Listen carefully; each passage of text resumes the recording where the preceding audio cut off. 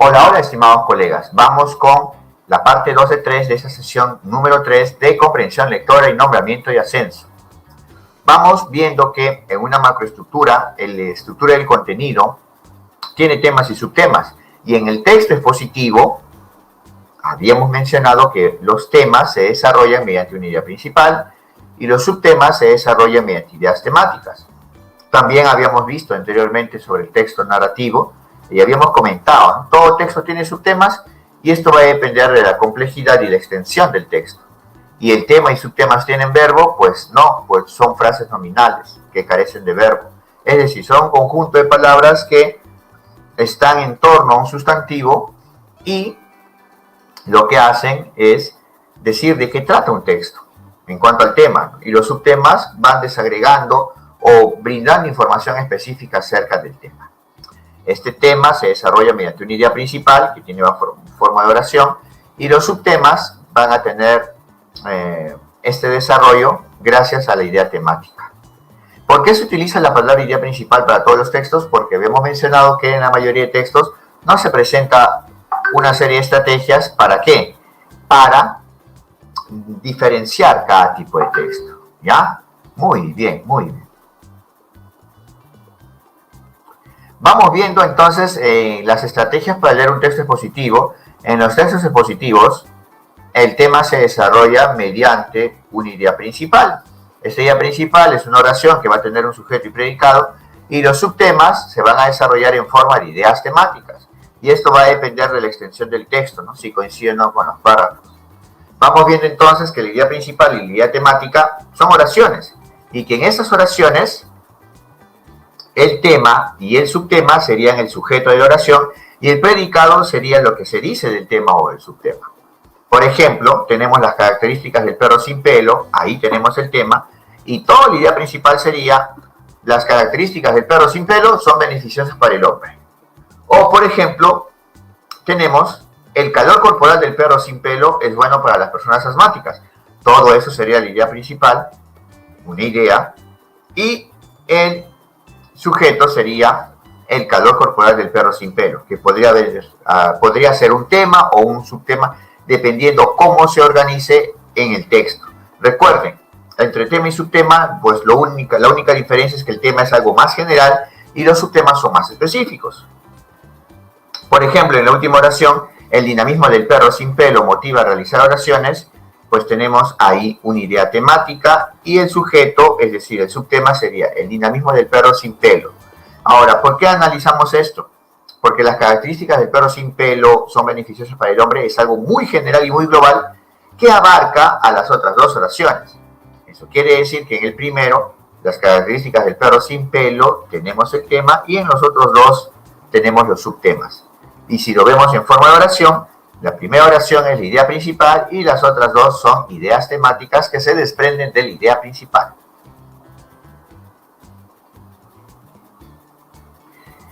Entonces, ¿qué relación hay entre tema y subtemas? Vamos encontrando que el tema se va a desagregar en aspectos más específicos, como son los subtemas. Si hablamos, por ejemplo, de las células madre, podemos hablar de su funcionamiento, del lugar de producción, de su utilidad y del beneficio que puede tener.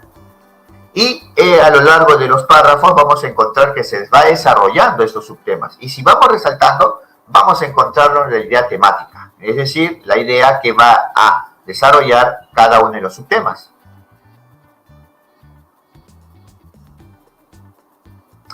De la misma manera, también tenemos un ejemplo con el cómic. Vamos a encontrar una serie de párrafos y en estos párrafos vamos encontrando que se van encontrando los subtemas: definición del cómic, características del cómic, tipos de cómic y representantes del cómic. Vamos viendo entonces que la primera estrategia es la supresión y su complemento es la selección.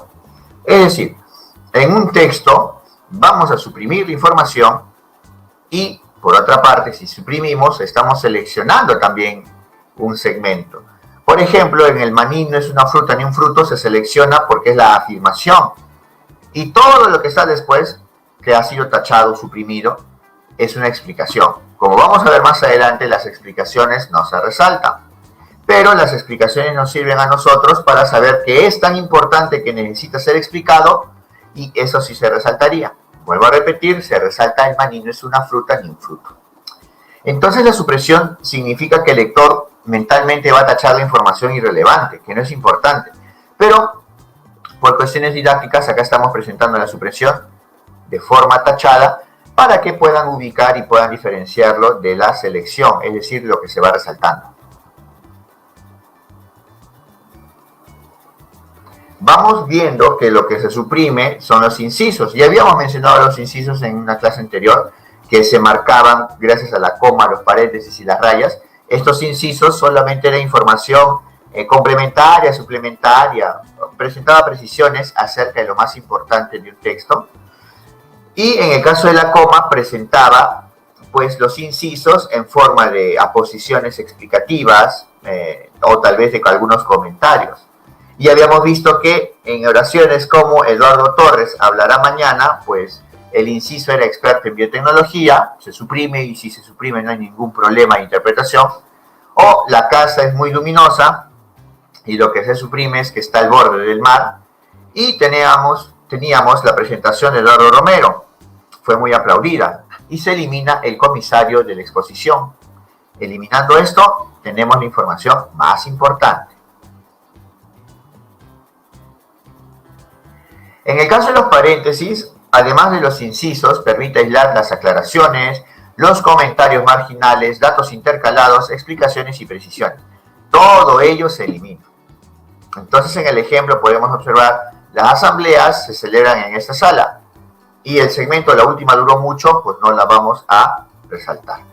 Y en el caso de las rayas, también permite aislar aclaraciones, incisos, que interrumpen el enunciado principal, tal como lo hacen la coma o los paréntesis. En el ejemplo, vemos, para él la amistad era sagrada, y todo ese segmento que decía algo que valoraba más que cualquier otra cosa, se elimina. Al eliminarlo no altera la interpretación de la oración. Y también tenemos este ejemplo, en el que vamos a ver que incisos pueden estar incluidos dentro de otros incisos. Por ejemplo, para más información sobre este tema deberá acudir a otras fuentes. Y encontramos que se ha eliminado la bibliografía existente, incluso en español, es bastante extensa.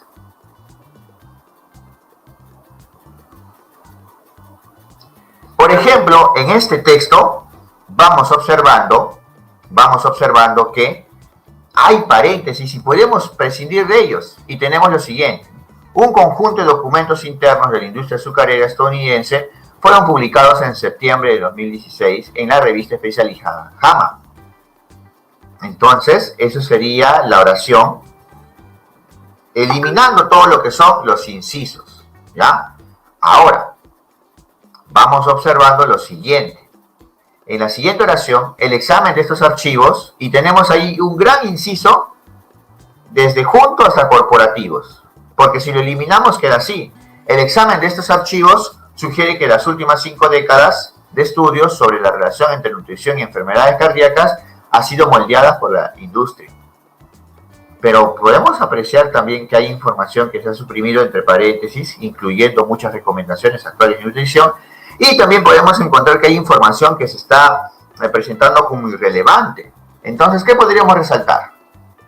Nos damos cuenta entonces que podríamos resaltar lo siguiente: un conjunto de documentos internos de la industria azucarera estadounidense sugiere que las últimas 5 décadas de estudios sobre la relación entre nutrición y enfermedades cardíacas han sido moldeadas por la industria. Eso sería lo que se resaltaría.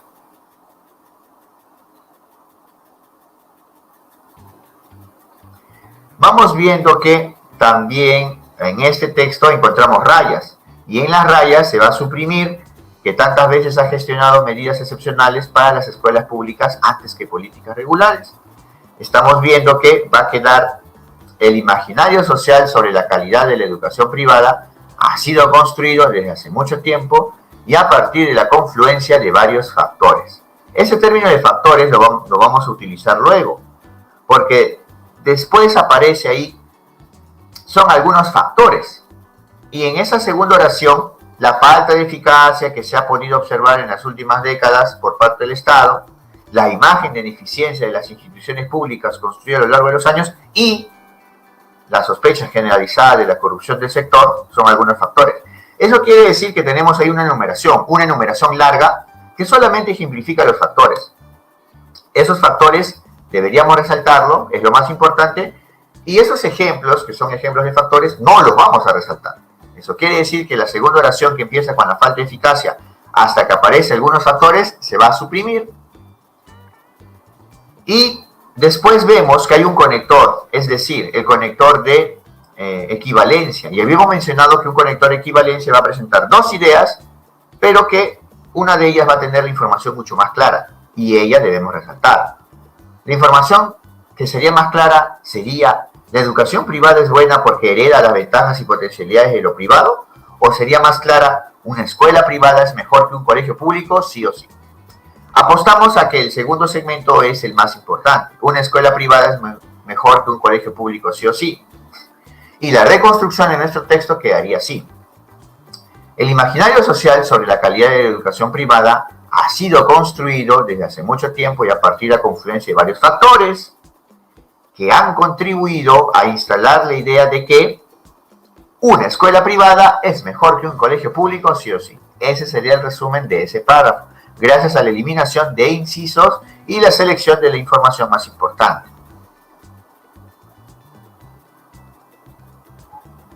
Por eso, ya estamos estableciendo las estrategias que se van a suprimir: los datos repetidos, los incisos, las fechas, las cifras, las citas. Y por otro lado, ejemplos, comparaciones, explicaciones y descripciones van a reforzar una idea. Y esta idea debe subrayarse y no los reforzadores. Entonces, en los textos expositivos vamos a resaltar o vamos a seleccionar las palabras clave que se relacionan con todo el texto y no solamente con un párrafo. Estas palabras claves que se repiten constantemente o también aparecen en forma de sinónimos o se les hace referencia, nos van a permitir encontrar el concepto de progresión temática. ¿Qué es la progresión temática? La progresión temática es este mecanismo de cohesión en el que se va añadiendo en los siguientes párrafos información nueva a la información ya conocida. Entonces, solamente debemos resaltar o subrayar las ideas que se van desarrollando, ampliando en todo el texto. Es decir, las ideas que se siguen mencionando o complementándose en cada uno de los párrafos, y así sucesivamente, para que desarrollen las ideas temáticas, las ideas más importantes de cada párrafo.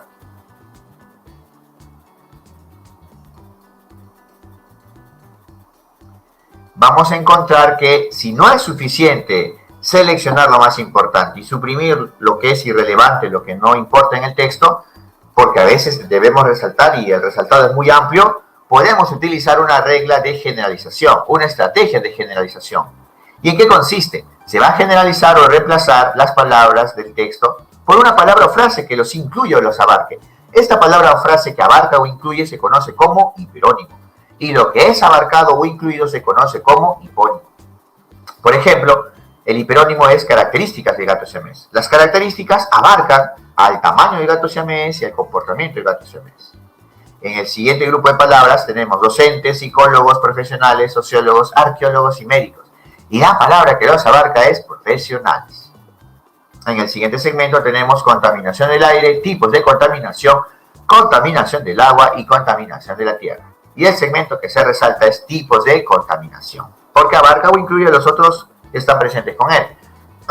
Entonces, hay que recordar que la generalización evidencia o nos muestra cómo nosotros podemos parafrasear, escribir con nuestras propias palabras, el texto. O podemos utilizar el subillado, es decir, escribir con nuestras propias palabras lo más importante de un texto, pero escribirlo al costado o a los márgenes del párrafo. Eso sería la generalización. Vamos viendo entonces que en este texto, si nosotros suprimimos, encontramos los leones, los perros y los gatos se desplazan en cuatro patas y los primates saltan o caminan. Eso sería por supresión. Por ejemplo, también vemos los delfines y las ballenas nadan, los murciélagos vuelan. Nada más, y eso es lo suficiente para resaltar. Pero te das cuenta que es un poco extenso y un poco confuso. ¿Y qué te parece si vamos a generalizar? Leones, perros y gatos vamos a ponerlos como mamíferos terrestres. Los mamíferos terrestres, pero tenemos varias acciones. Vamos a generalizar también las acciones. Los mamíferos terrestres se desplazan de muchas maneras. Y vamos con el segundo párrafo. Habíamos resaltado delfines, ballenas y murciélagos. Los mamíferos acuáticos se desplazan los mamíferos no terrestres se desplazan de muchas maneras. Los mamíferos no terrestres abarcan a delfines y ballenas, que son mamíferos acuáticos, y también a mamíferos voladores, como son los murciélagos. Y como decimos que se desplazan de muchas maneras, es para poder abarcar el nada y también el vuela. Eso sería entonces la generalización en este texto.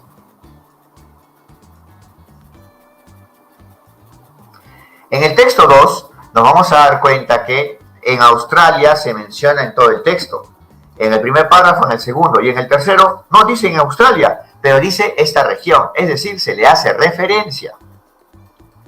Vamos viendo que se afirma que existen un grupo de animales de los más antiguos extraños. Este grupo de animales abarca a los mamíferos, a las aves que están en el segundo párrafo y en el tercero respectivamente. Entonces nos vamos a dar cuenta que todo ya está sintetizado y todo ya está generalizado en la primera oración, en el primer párrafo de todo ese texto. Y eso es lo único que deberíamos resaltar.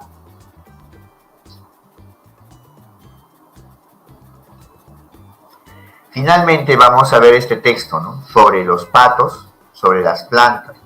En el primer párrafo habla de los patos y nos dicen que realizan viajes migratorios cuando las condiciones de vida se han vuelto adversas.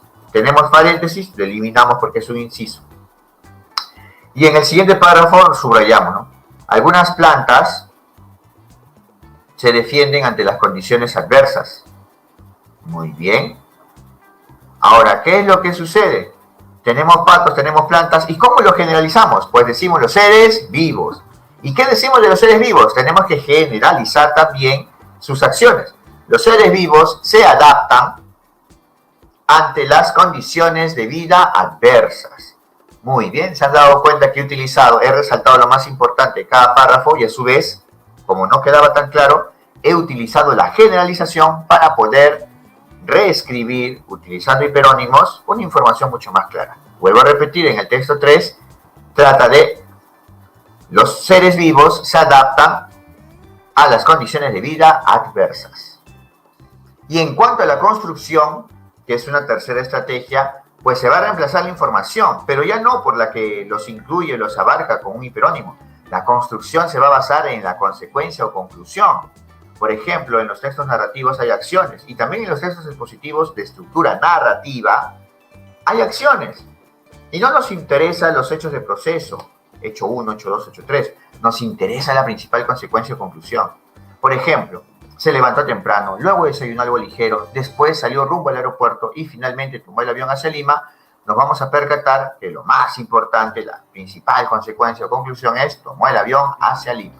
Entonces la construcción, como sucede con la generalización, es una estrategia que ya se ha planteado. La mayoría lo ha empleado al momento de parafrasear, es decir, escribir con sus propias palabras lo que dice un texto, es decir, lo más importante. Y en cuanto al sumillado, pues también se ha empleado, porque se puede emplear el sumillado, ya sea en forma de construcción, cuando escribimos al costado o al margen de un determinado párrafo.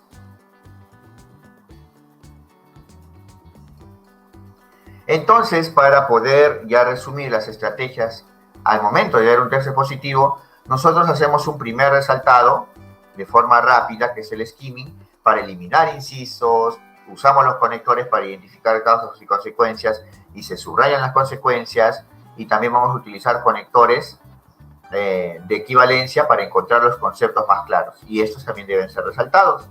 Y además vamos a encontrar las palabras clave que están presentes a lo largo de todos los párrafos para encontrar la progresión temática. Esto vendría a ser el skimming o el primer resaltado. Las primeras dos estrategias se basan en leer el texto y subrayarlo, y las otras tres estrategias se basan en cómo afrontamos las preguntas y podemos marcar la respuesta correcta. Por eso en el tercer paso te menciona que en las preguntas hay palabras clave de algunas preguntas y en sus alternativas también hay palabras clave. Pero las palabras clave de las alternativas nos vamos a centrar más que todo en las palabras que son diferentes para poder identificar las alternativas. Finalmente regresamos al texto y podemos descartar con una segunda lectura. Esta segunda lectura se conoce como el scanning o escaneo. Finalmente, después de haber visto la información que está en el párrafo o en algún fragmento del texto, descartamos y marcamos la respuesta correcta.